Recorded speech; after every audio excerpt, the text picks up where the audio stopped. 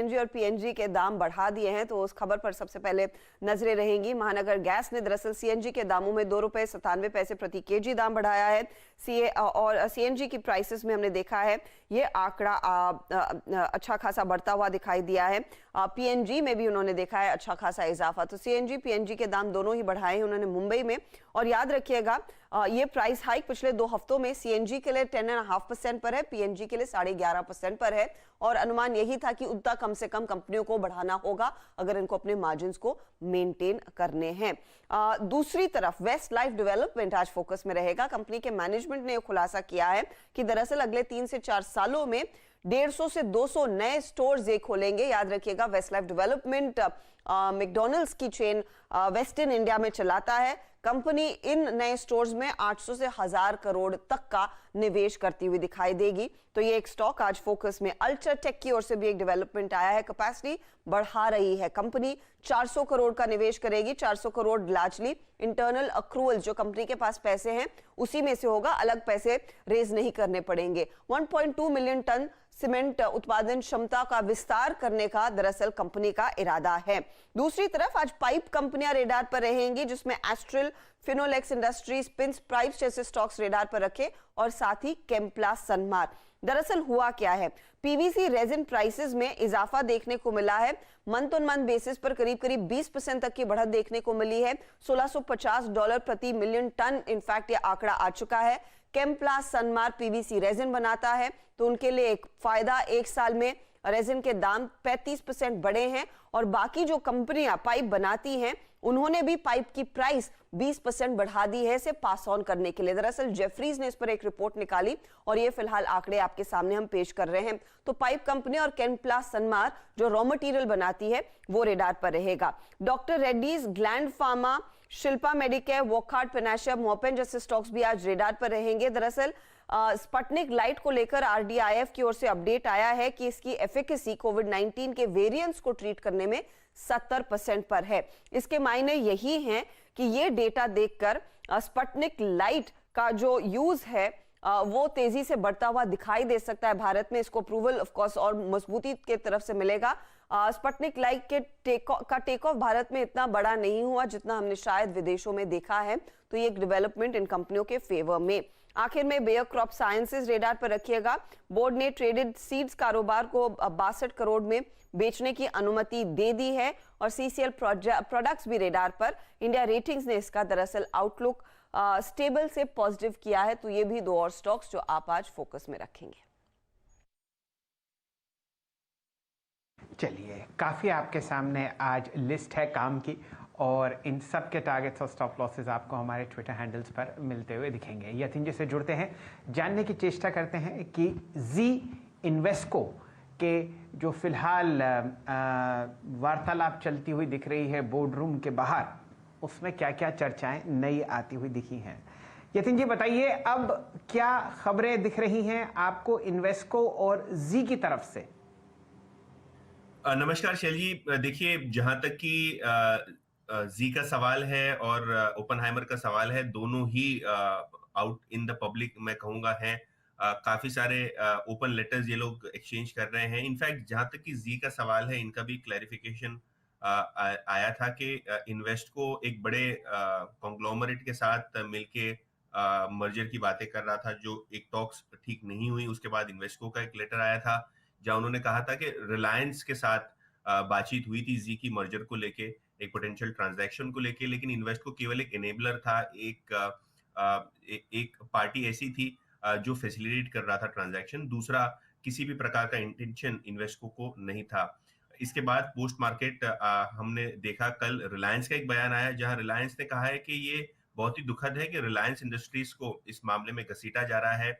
In fact Reliance का ये कहना है कि रिलायंस सभी स्टेक होल्डर्स के साथ मिलकर काम करता है, फाउंडर्स की जो है इज्जत करता है। और जहां तक कि हॉस्टाइल ट्रांजैक्शन का सवाल है, कोई प्रकार का ऐसा रास्ता रिलायंस नहीं अपनाना चाहता जहां एक हॉस्टाइल एनवायरनमेंट हो। कभी ना किया गया है ऐसा अधिग्रहण, ना कभी किया जाएगा। और पुनीत गोयनका को एमडी बनाने का प्रस्ताव उन्होंने दिया था, हालांकि इन्वेस्टको के साथ मतभेद के बाद ये ट्रांजैक्शन आगे नहीं बढ़ पाया। तो काफी इंपॉर्टेंट क्लैरिफिकेशंस हमने रिलायंस इंडस्ट्रीज की ओर से देखे। लेकिन जहां तक कि इन्वेस्को ओपेनहाइमर का सवाल है और जी का सवाल है, ये दोनों एक दूसरे पे एलिगेशन लगा के एक दूसरे के एलिगेशन रिजेक्ट करते हुए दिखाई दे रहे हैं। के सामने लेटेस्ट आता हुआ दिख रहा है जी और इन्वेस्को के कॉर्पोरेट बैटल में।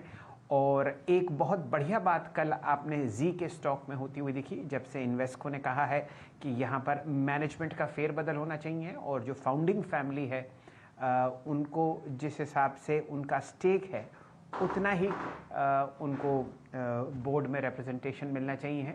स्टॉक में एक अच्छी लहर और आपने तेज़ी की चमक कल आते हुए देखी। चंदन थपड़िया साहब का स्वागत करते हैं। नमस्कार चंदन जी, सबसे पहली टिप्पणी आपकी जी के स्टॉक पर। नमस्कार सेल जी। देखिए, बाजार में काफी अच्छा मोमेंटम और स्टॉक स्पेसिफिक एक्शन देखने को मिल रहा है।